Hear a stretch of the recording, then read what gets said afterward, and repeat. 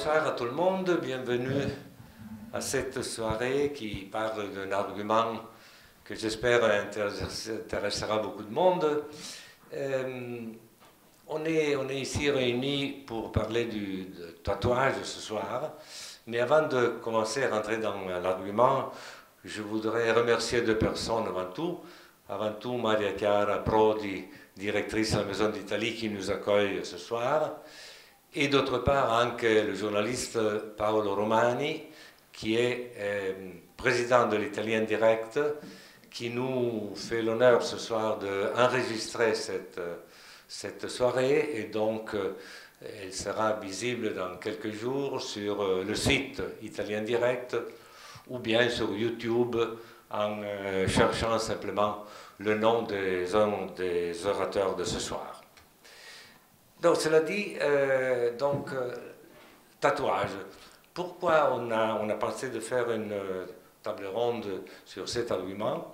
Avant tout parce que Federico Vercellone, que je présenterai tout à l'heure, a écrit récemment un livre, Filosofia del tatuaggio, édité en Italie par Boringhieri, et qui d'ailleurs, me semble, a été fraîchement traduit aussi en espagnol.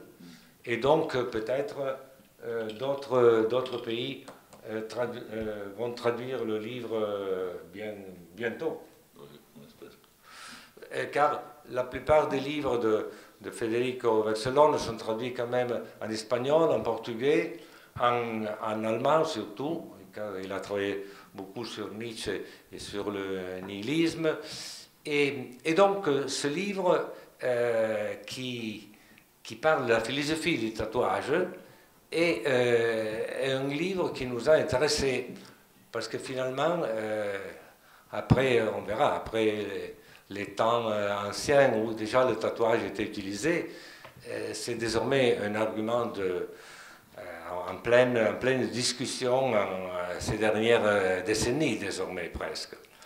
Mais la chose intéressante que Federico Vercellone dit au début du livre, c'est que malgré l'importance du tatouage dans l'histoire, il n'y a pas encore à ce jour, qui nous résulte, une histoire du tatouage.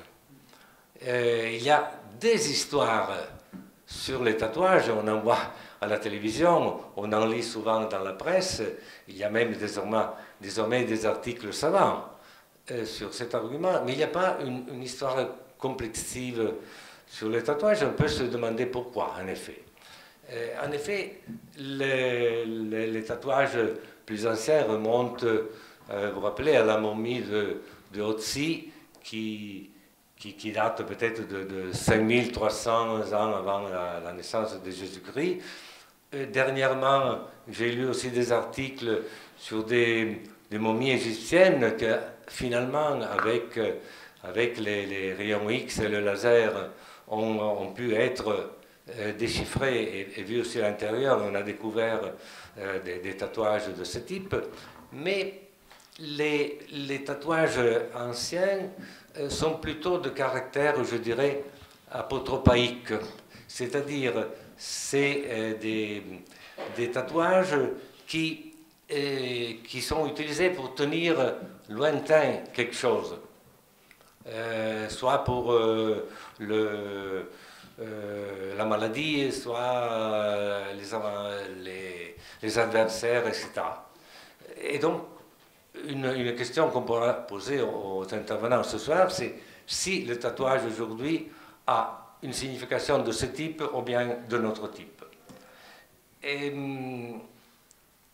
puis, l'autre chose est que le tatouage survient après l'époque classique, le classicisme, surtout grec et romain, où le corps nu était une symbologie d'autre chose. Le corps nu, c'est l'individu qui se présente nu sans aucune image, comme si c'était tout individu, comme s'il représentait même l'humanité entière. Aujourd'hui, on a l'impression, et on demandera aussi à Federico Vercellone, si ce type de tatouage a une autre signification. Mais vous n'êtes pas là pour m'écouter ce soir, donc avant de passer la parole, je vais présenter en deux mots nos orateurs de ce soir. Federico Vercellone est professeur à l'Université de Turin. Il a écrit, comme je vous disais, une vingtaine de livres sur des sujets différents de niche. Il est professeur d'esthétique à l'Université de Turin et donc philosophie du tatouage ce soir, vu par un professeur d'esthétique, un philosophe esthétique, je pense qu'il nous dira quelque chose d'assez percutant et assez intéressant.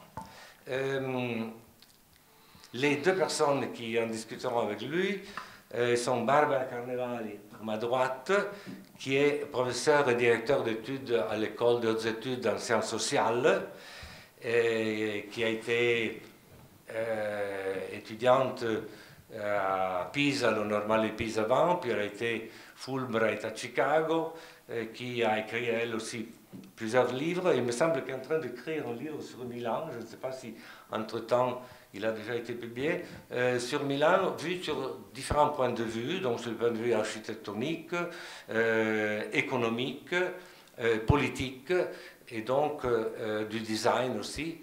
Et donc on sera assez curieux de lire ce livre quand il sortira à propos de la ville phare, au fond, en Italie, en ce qui concerne tous ces aspects-là. Doriana Mollet, à ma gauche, est doctorante toujours de l'école des études de sciences sociales, toujours dans le domaine de l'esthétisme, et est en train elle a terminé, je dirais, parce que je pensais qu'elle est en train de... Non, elle a terminé une thèse sur les albums photographiques de famille. Donc, quelque chose de très intéressant. Et donc, ça sera elles deux qui discuteront avec Federico Vercellone du sujet de ce soir. Alors, je passerai la parole à Federico Vercellone pour présenter un petit peu le livre. Et par la suite... Sur les stimulations de Federico, Barbara et Doriana interviendront. La vision du tatouage que je vais proposer, ce n'est pas la vision d'un historien de tatouage. Il existe des histoires de tatouage, ils sont très riches, ils sont très vastes, et ils sont faits par anthropologues, historiens de l'art, historien de la culture matérielle. Hein. Il y a donc beaucoup d'aspects qui vont se joindre dans la considération du tatouage et que je ne vais pas considérer dans cette carte parce que ce n'est pas ma direction et ce n'est pas aussi ma formation. Non? Donc, j'ai essayé de me demander d'un point de vue esthétique, et donc, au fond philosophique, pourquoi il y a une masse incroyable de tatouages dans notre civilisation, hein, parce que ils vont paraître toujours plus tatouages sur la peau, surtout de jeunes, mais en général, le tatouage est devenu un modèle d'identité et d'une identité particulière, ou d'une particularisation de l'identité, hein, parce qu'on peut dire, oui, on est des sujets, et des citoyens, on est des sujets qui sont en partie singuliers de l'humanité, mais aussi quelque chose d'autre qui est signé, qui est particularisé, qui dit quelque chose de plus sur soi-même, sur ce qu'il est avec le tatouage.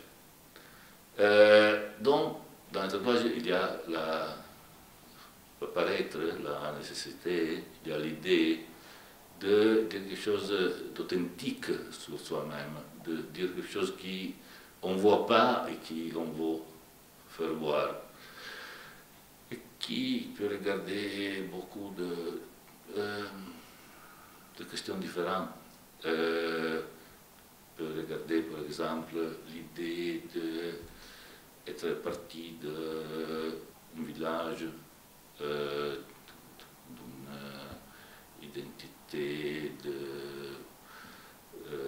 particulière, d'un groupe qui va cultiver certaines pratiques à l'intérieur d'une civilisation qui ne s'occupe pas de ces pratiques, ou ce sont des pratiques secrètes, qui sont des pratiques qui étaient laissées dans la non-officialité avant. Alors, il y a d'un certain côté l'idée que le tatouage est quelque chose qui va paraître, mais qui est aussi caché. Et c'est une identité cachée qui, en quelque moment, va paraître, vient déclarer, ou avec des sujets qui sont semblables, qui on reconnaît comme semblables, et alors on va déclarer oui, tout est mon semblable, nous sommes du même groupe, de la même secte, du même parti, non, comme parti politique, mais comme parti humain, pourrait-on dire.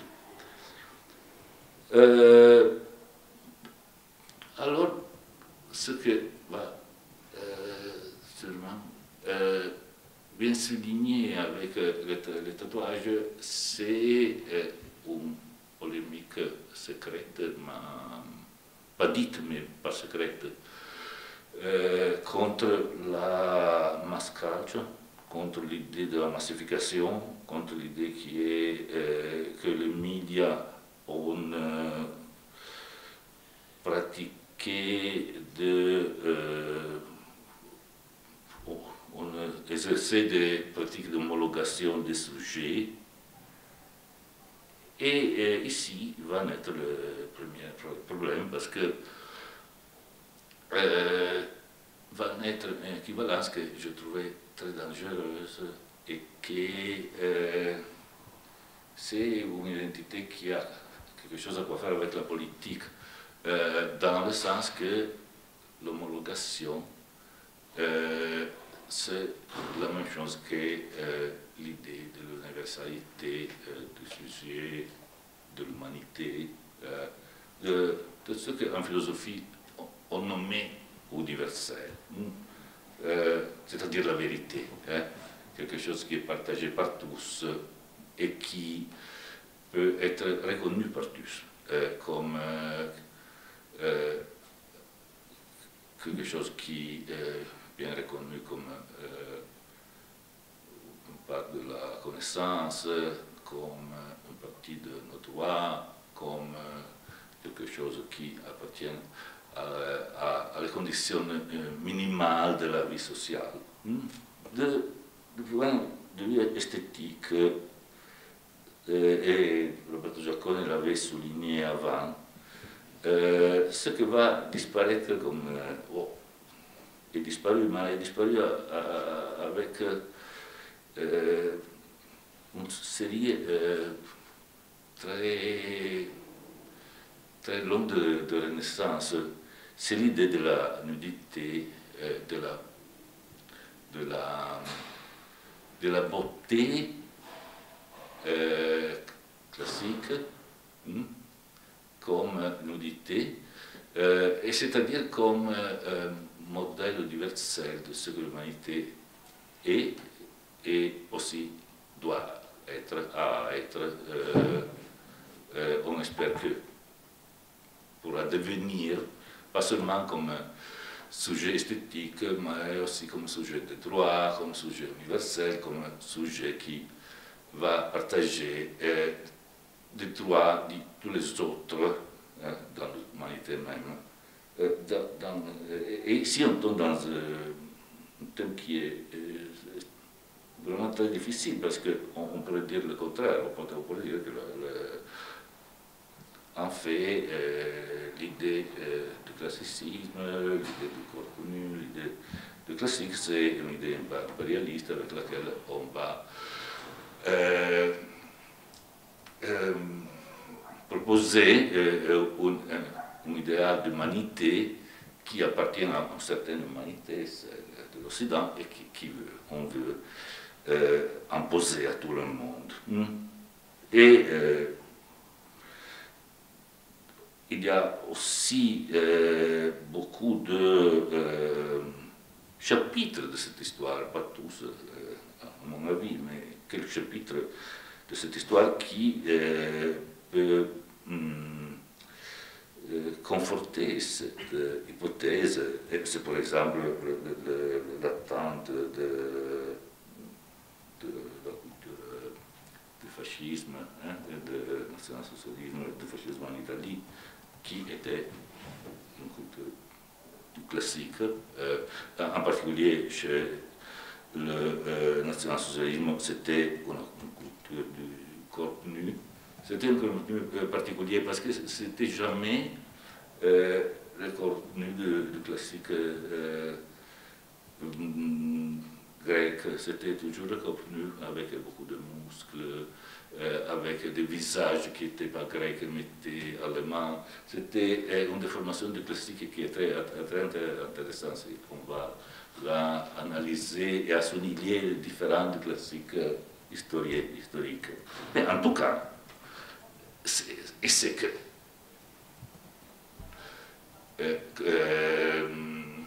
les nazis avaient nommé une reprise de l'idéal classique et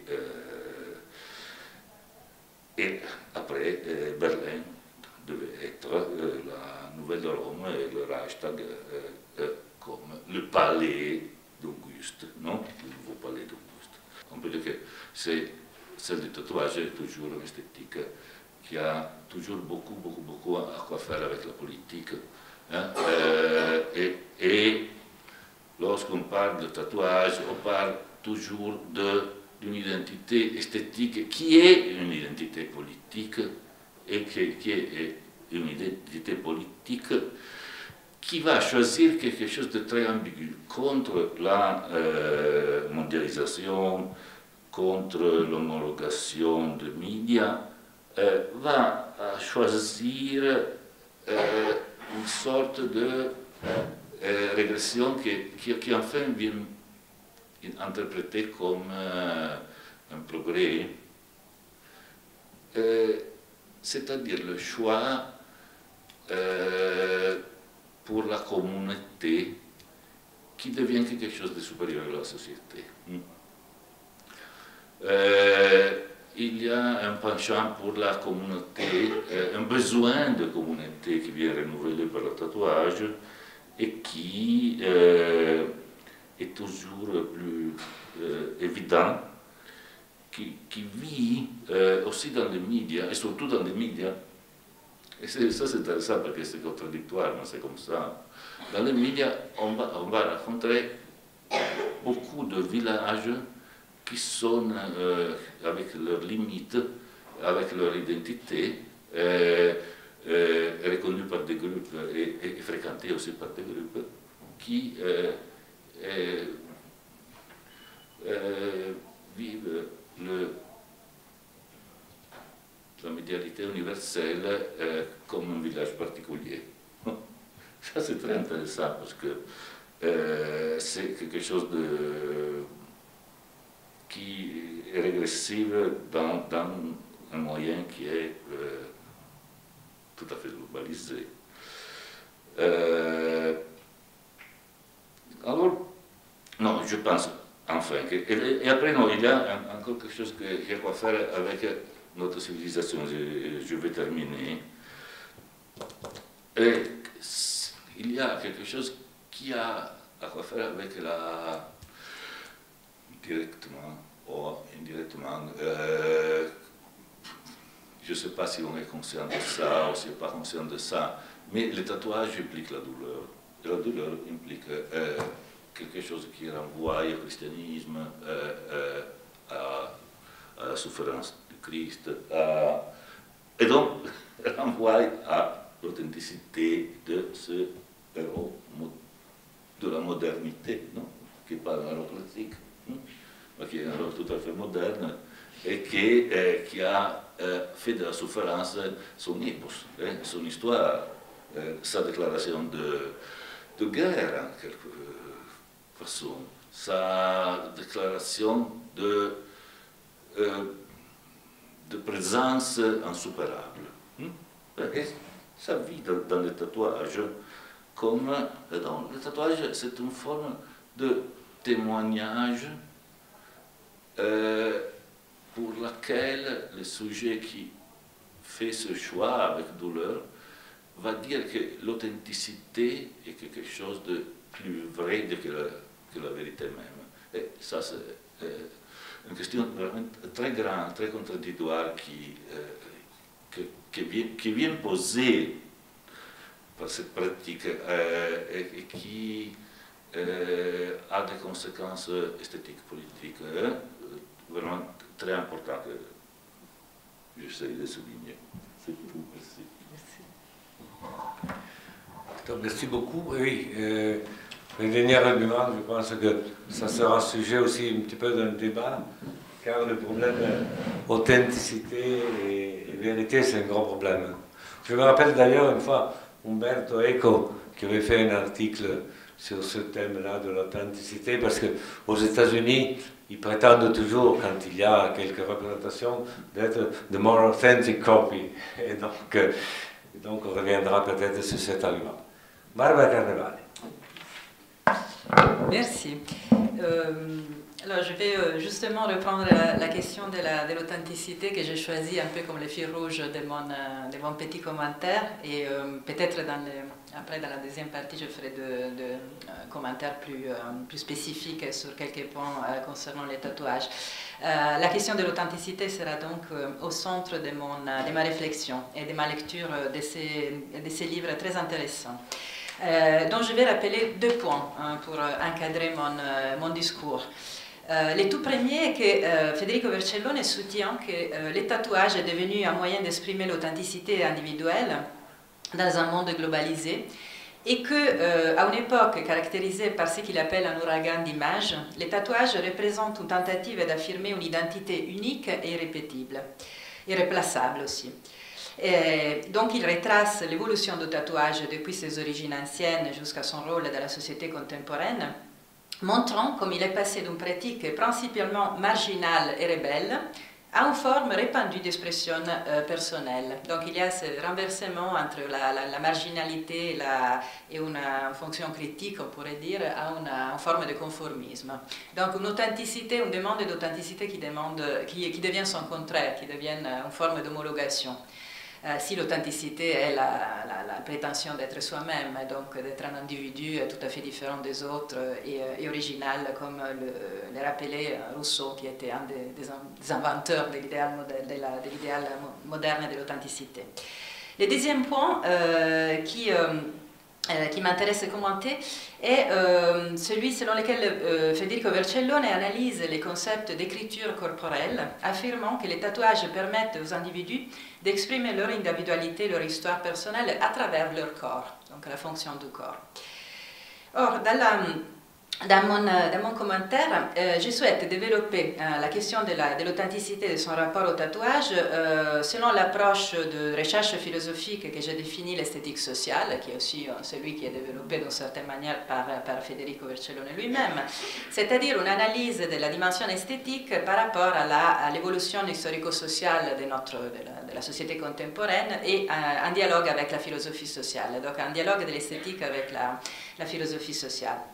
Et mon point concerne notamment la question de comment les tatouages, le phénomène du tatouage s'inscrit dans un processus massif de l'Occident que j'appellerais l'essor de l'individualisme esthétique.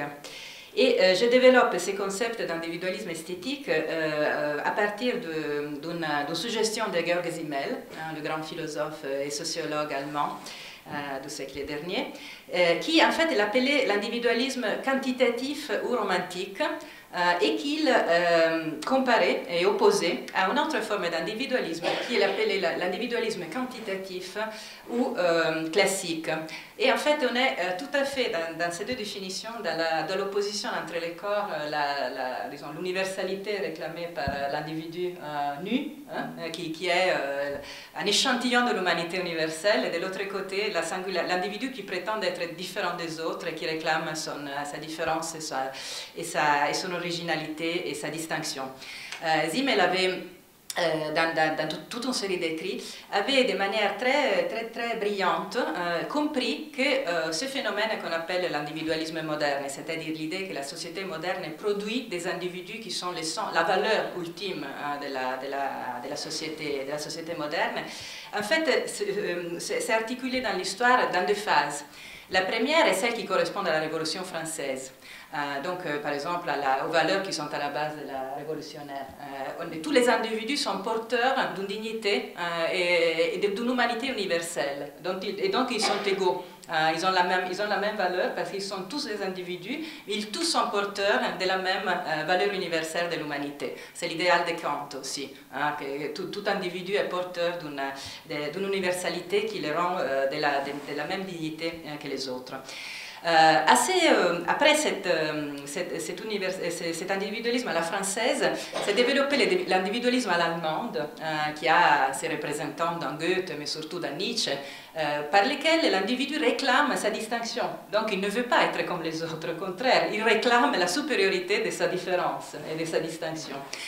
Et Zimmel, et après je termine avec ce petit cadre introductif, faisait remarquer comment dans l'individualisme à l'allemande, l'individualisme nietzschéen, l'individualisme goethien, l'art devienne le médium de l'expression de cette forme d'individualisme. C'est-à-dire la prétention d'être soi-même, d'être un individu différent, s'associe à l'esthétique, à la dimension esthétique, à la production d'une œuvre d'art ou aussi à la production d'une forme de vie, d'une vie esthétique, par exemple Goethe, avec sa vie, un artiste particulier.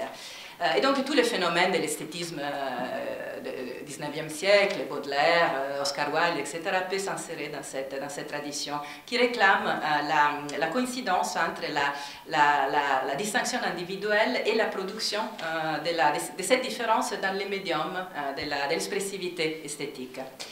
Et donc on vient à notre problème, à la façon dont, dans ces cadres dans lesquels on est plongé, parce que je pense que c'est effectivement la forme de vie et de valeurs qui s'est affirmée dans la société contemporaine, la question du tatouage s'inscrit dans toute une série de phénomènes dans lesquels on trouve aussi la mode, par exemple l'importance que les vêtements et que l'expression de choisir ses vêtements est devenue une composante fondamentale de la construction de son identité personnelle. Dès que les lois sanctuaires, c'est-à-dire les lois qui imposaient un code vestimentaire aux groupes, aux femmes, aux prostituées, aux juifs, aux classes sociales, etc., sont terminées, les individus sont devenus de plus en plus libres de choisir la façon dont ils veulent se présenter dans la société, et le choix des vêtements est devenu la forme expressive principale de cette individualité. Mais après la mode, avec la mode, on peut aussi rappeler par exemple l'importance de l'aménagement de son intérieur, non seulement métaphoriquement, mais aussi dans l'architecture. Aménager sa maison, aménager son studio à Paris, si on habite tout seul, aménager sa chambre, que ce soit un miroir, de toute façon quelque chose qui nous représente dans notre différence, dans notre individualité. Aussi, un phénomène qui est particulièrement répandu chez les jeunes, non seulement les jeunes, les réseaux sociaux. Faire son profil, construire son profil, la façon de se présenter aux autres dans les réseaux sociaux avec un collage d'images, des photographies, etc. Et aussi, par exemple, la recherche d'une série d'expériences esthétiques intenses comme l'alimentation, qu'aujourd'hui est devenue une sorte d'obsession, ou aussi les voyages, qui font partie de la recherche d'une intensité individuelle dans son propre style de vie. Et un autre phénomène qui complète ces cadres est les tatouages qui deviennent aussi l'inscription de cette différence esthétique dans le corps de manière stable et durable, parce que c'est ce qui le différencie par exemple par le maquillage qui est temporaire. Les tatouages restent. C'est une forme de décoration du corps qui le modifie de manière permanente et qui pourrait être aussi comparé par exemple à l'énorme essor de la chirurgie esthétique, qui est une autre modification du corps permanente et qui a la même prétention de restituer une idée de nous-mêmes qui nous correspond, de toute façon que le sujet pense correspondre à son identité. Voilà toute une série de phénomènes qu'on peut, disons, collectionner et mettre ensemble pour avoir un cadre de la façon dont les modèles, les modes de vie individualistes s'expriment en utilisant des éléments, des médiums esthétiques, des formes d'expressivité qui passent par la construction d'images, par la construction d'un style et d'une façon d'être soi-même qui a l'art et l'esthétique surtout comme son centre.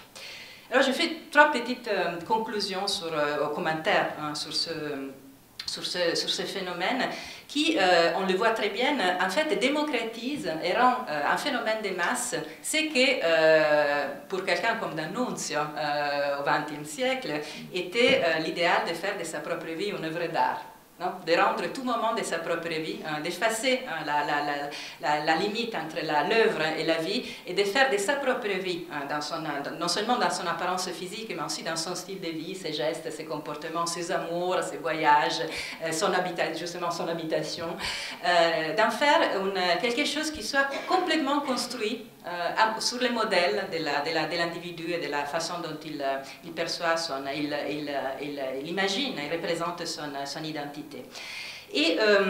Mais ces phénomènes qui étaient réservés jusqu'au siècle dernier aux élites, à une élite d'artistes qui normalement menaient un style de vie anticonformiste et très souvent critique à l'égard de la société, Oscar Wilde comme exemple, mais aussi on peut faire remonter déjà à Rousseau, si l'on veut, ou à Goethe, cette forme d'avant-gardisme social est devenue démocratique, s'est diffusée dans la masse, est devenu un phénomène massif.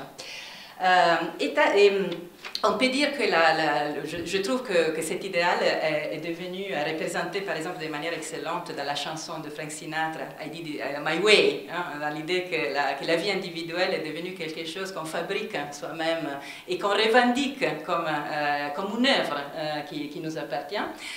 Et qui donc démontre comme l'idéal c'est vraiment diffusé au niveau aussi médiatique et général. Mais avec 2 conséquences fondamentales qui sont les mêmes finalement que l'analyse du tatouage, disons du phénomène spécifique du tatouage par Federico Vercellone a remarqué. La première est la perte de la composante critique et rebelle du geste originaire de l'individualisme esthétique, qui était justement de se rebeller contre la norme sociale pour créer son propre style de vie à l'image de soi-même et aussi tout en préservant une composante chez Rousseau par exemple, c'est évident, Rousseau à un certain moment s'habille en arménien. Il assume les costumes arméniens pour mettre en forme et représenter sa différence par rapport à l'égard de la masse, de la société corrompue, et pour revendiquer, même au niveau de son apparence physique et non seulement de son style de vie, sa différence, son originalité. Et tout le monde se rappelle les débuts de Confession. Je ne suis fait à l'image de personne, parce que je suis original, je suis absolument moi-même. Mais aujourd'hui, justement, cette revendication de différence critique, en se démocratisant et en devenant uniforme et générale, a perdu, par définition, sa fonction critique. Parce qu'on essaye d'être soi-même en faisant ce que font les autres. D'où les tatouages qui revendiquent sa différence, son originalité, et en fait, toutes les personnes tatouées se ressemblent, comme tous les visages opérés par la chirurgie esthétique. Donc il y a ce renversement on pourrait dire, du potentiel critique de l'idéal de l'authenticité à son début. Au début de l'ère romantique, l'idéal de l'authenticité avait encore cette prétention de représenter une forme de critique universelle, et aujourd'hui c'est devenu une sorte d'idéal diminué, on pourrait dire, où la petite prétention de créativité personnelle, mais qui ne prétend pas de renverser le monde, mais juste d'être comme les autres et de les imiter. Et l'autre conséquence intéressante sur laquelle ça vaut la peine de réfléchir est la coïncidence de plus en plus nette et forte entre la morale et l'esthétique. C'est un phénomène sur lequel le dernier Foucault avait beaucoup réfléchi, qu'il appelait l'esthétique de l'existence, et qu'il décrivait en disant justement que le rôle qui restait, la mission qui restait au sujet moderne, au sujet contemporain, était celui justement de construire, en refusant d'obéir à la norme sociale respectée par les autres, son propre style de vie et sa propre conduite, les contre-conduites, les conduites des minorités. Et donc la morale qui, dans l'idée de la poursuite de la vie bonne et du bonheur qui passait auparavant par le respect d'une série de règles qui étaient les mêmes pour tout le monde, hein, par exemple les mœurs ou par exemple les règles morales, deviennent de plus en plus une question individuelle de comment choisir sa propre loi, hein, qui devienne donc son propre style. Mais tout ça, évidemment, porte à toute une série de paradoxes qui concernent notamment dans une société d'individus qui créent leur propre loi et qui essayent de poursuivre une différence et une distinction individuelle de comment on remet ensemble toutes ces personnes. Et justement, on passe à l'option populiste que tu décris, c'est-à-dire au retour en forme de communauté disons, qui deviennent un peu l'autre de cette dispersion et de cette individualisation constante. Voilà, donc je dirais que ton livre sur les tatouages, outre, n'est pas seulement une relecture de ces phénomènes spécifiques, mais c'est une forme de réflexion sur le destin de l'individu et sur les apories et les paradoxes de l'individualisme contemporain. Sur la nécessité de toute façon, sur les rapports privilégiés que cette forme de subjectivité entretienne avec l'expressivité esthétique, avec les signes, les images et en général les domaines esthétiques, et aussi sur les paradoxes inévitables d'une authenticité conformiste qui, en fait, est un des phénomènes les plus intéressants d'un point de vue de la description et de l'analyse sociale, parce que c'est un cas de double bind par définition. Voilà, donc ma première réaction concerne je dirais, la structure forte du livre avec ta thèse sur la centralité de l'authenticité et sur son rôle de la définition du tatouage. Et après, dans la suite de la discussion, j'aimerais bien revenir sur la question de la temporalité de la douleur, mais c'est pour après. Et je laisse la parole à... Merci beaucoup, très intéressant. C'est vrai que quand on veut être trop original, finalement, on finit pour être pour s'homologuer aux autres. C'est vrai dans le mode aussi, ce que tu as dit pour l'individualité. Donc, c'est un argument, je pense, qu'on va être débattu après. Donc, la parole à Dorian Morley pour la suite des interrogations ou de l'explication du texte de Federico Vercellone. Merci beaucoup. J'espère que je ne vais pas redire beaucoup de choses qui ont déjà été dites avec beaucoup de pertinence. Alors, il n'existerait pas de vraie philosophie du tatouage, une philosophie qui serait liée au moi, à l'appréhension du sujet et de son identité. Or, le tatouage s'impose comme un mode d'être au monde qui propose un style de vie spécifique qui, évidemment, à lui seul, mérite toute notre attention. Comme il a été rappelé au début des présentations, mes recherches doctorales portent sur l'influence de la pratique de l'album photographique amateur sur l'appréhension du sujet par lui-même, sur l'élaboration d'une subjectivité qui aurait pour nécessité de se considérer pluriel, et en tant que tel, de nombreux points de cet essai sur la philosophie du tatouage ont bien entendu retenu mon attention.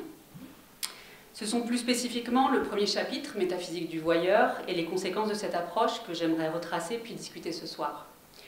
Au sein de celui-ci, le tatouage y est décrit comme permettant de contrarier la redéfinition du caractère de la réalité, alors passer d'une approche tactile, physique, à une appréhension visuelle, médiatisée par le regard. Ce n'est plus le toucher qui produit le sens de la réalité, mais nos yeux et leurs nouvelles prothèses, au nombre desquelles se dresse par exemple la pratique de la photographie. Or, l'expérience normale de la réalité est une expérience physique, synesthésique. La vision est donc un acte hautement culturel qui s'est parfait à l'aide de nombreux développements technologiques au point de devenir central. Cette primauté du visuel a ainsi permis, ou a été permis, qui de la poule ou de l'œuf, c'est un débat qui peut rester ouvert, à un marché de s'imposer, nous installant progressivement toutes et tous dans une seule et même position, celle de spectateurs, comme l'illustrerait par exemple La pièce étant donnée de Marcel Duchamp ou Fenêtre sur cour de Hitchcock. Nous regardons la même chose sur le même mode, celui du voyeurisme. Nous désirons toutes et tous les mêmes objets sans pouvoir satisfaire à ses besoins, devenant un public à la merci des biens-fictions de notre propre culture. Ce n'est pas sans rappeler les théories défendues par le critique américain Jonathan Crary, pour qui les débuts de la modernité sont marqués par une importante césure, l'apparition au début du XIXe siècle d'un observateur pour qui intérieur et extérieur forment une surface unique, appréhendée à l'aide d'une seule et même perspective, celle binoculaire du regard posé sur le monde. La vision devient un processus continu, où le corps se fait immobile et presque inexistant. Dès lors, continuez-vous dans cet ouvrage, le regard privé devient public et le regard public devient intime, guidé par la curiosité de voir sans être vu, dans un espace qui n'est par ailleurs que visuel et dans lequel il semble impossible de réellement se déplacer. L'espace public se transforme ainsi en un espace morbide au sein duquel les regards désirants se rencontrent et qu'émande une certaine forme de reconnaissance. S'instaure alors une guerre des regards au sein de laquelle l'identité devient un territoire à conquérir. Voilà un développement qui n'est d'ailleurs pas tout à fait éloigné de ce que vous décrivez déjà en 2017 dans L'avenir de l'image. La civilisation de l'image répondrait à un besoin au sein d'un monde devenu globalisé, d'auto-reconnaissance des individus, le besoin d'une identité symbolique et sensible qui puisse immédiatement et sans médiation exprimer ses propres caractéristiques. Pour sortir de ce capitalisme du regard qui pose néanmoins problème, deux solutions semblent donc possibles. La première, rendre le regard oblique, le décentrer, faire disparaître la centralité hégémonique de la perspective, quelque chose, dites-vous, qui s'impose dans le long métrage Paris-Texas de Wim Wenders, au sein duquel le personnage principal, Travis, rejoint son ancienne compagne pour la libérer du statut de marchandise acquis en travaillant dans un pipe show. La deuxième possibilité, celle qui nous intéresse ce soir, le tatouage. Le tatouage est là pour ressensibiliser le réel. Le tatouage constitue la réponse la plus intense au besoin de revenir aux choses elles-mêmes. Mais en revenant aux choses elles-mêmes, il semblerait qu'une autre logique se mette finalement en place. Par le tatouage, il s'agirait de supporter une pratique douloureuse pour se sentir et s'affirmer.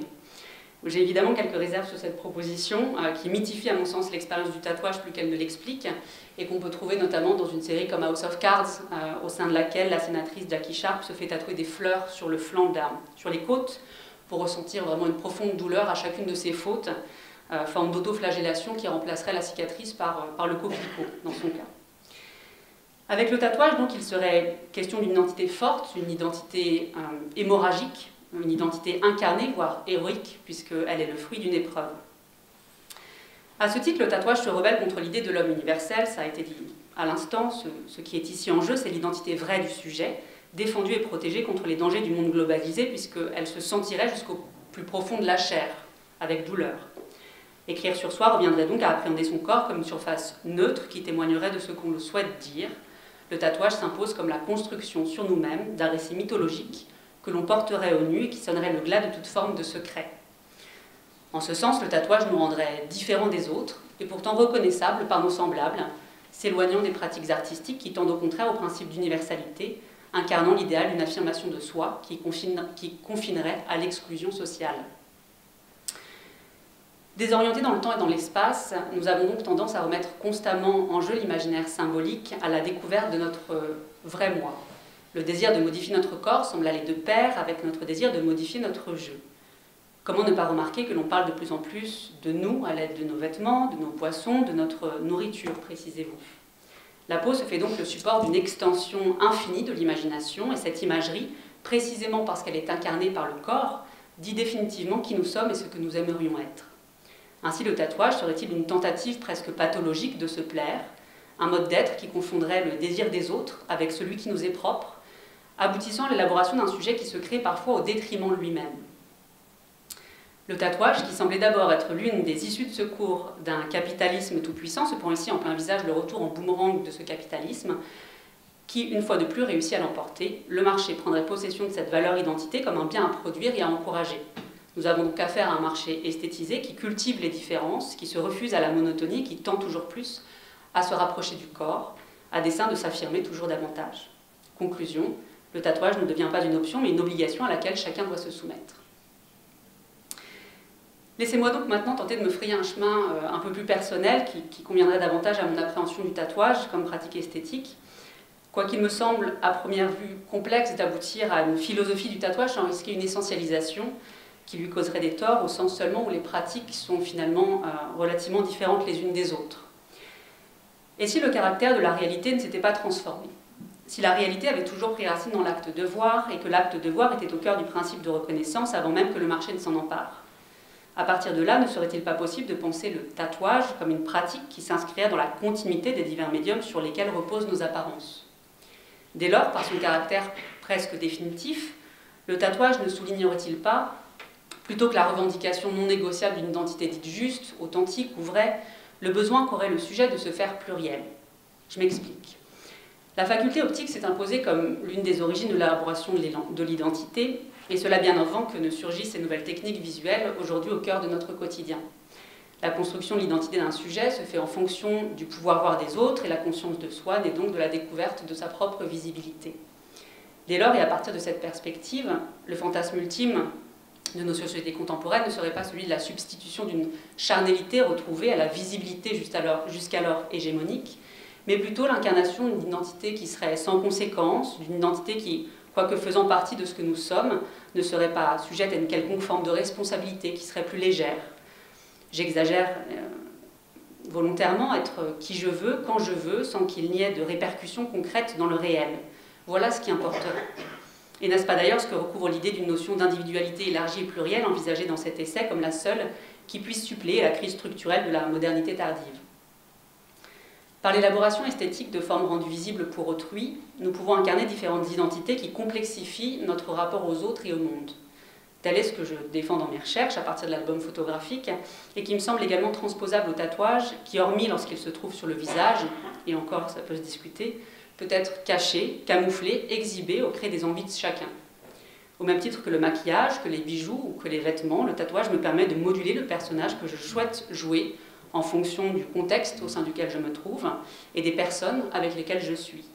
Avec les uns, une vingtaine de tatouages recouvrent mon corps, avec les autres, aucun de ces dessins ne semble pouvoir exister sur la surface de ma peau. Ainsi est-il difficile de ne pas penser à Claude Lévi-Strauss pour qui le tatouage manifeste l'entrée du sujet dans la culture, tandis que le corps humain vierge de tout marquage demeure au stade de l'animalité. Ces idées ne sont d'ailleurs pas tout à fait éloignées de celles que vous proposez dans votre livre portant sur l'avenir de l'image. Ce que nous voyons, écrivez-vous, nous conduit constamment au-delà du contenu représentatif de la vision. La vision est ainsi toujours une construction multisensorielle car exposée à l'interprétation de ses utilisateurs. Par l'image, l'expansion de l'imaginaire devient ainsi une multiplication infinie d'identités différentes. Les images produisent des identités, et en un effet de réciprocité, l'identité moderne mûrit à travers l'image, du portrait à la photographie, de la photographie au polaroid, du polaroid au selfie, en passant par l'échographie de l'enfant à naître. Dès lors, et je terminerai par cela, pourquoi la pratique du tatouage ne pourrait-elle pas participer à l'exemple de la représentation visuelle, à la construction d'une entité complexe et palimpsestique qui se présenterait comme un laboratoire de création? Pourquoi ne pourrait-elle pas utiliser le marché à ses propres fins, à dessein d'étendre l'exploration de ces apparences sociales qui nous constituent, plutôt que de le subir au point de perdre toute capacité d'action? Le tatouage partage finalement peut-être avec les images un pouvoir qui repose essentiellement sur les échanges que nous entretenons avec lui. Merci à tout le monde. Merci beaucoup à vous. Je pense qu'on sort d'ici quand même avec l'idée que le tatouage est quelque chose de beaucoup plus complexe et beaucoup plus complet de ce qu'on pensait en arrivant, au moins pour qui n'est pas spécialiste. Donc, merci de nous avoir éclairé sur beaucoup de points et merci à vous d'avoir été présent ce soir à la présentation de son livre et à cette discussion sur la philosophie del tatuaggio. Bonne soirée. Merci.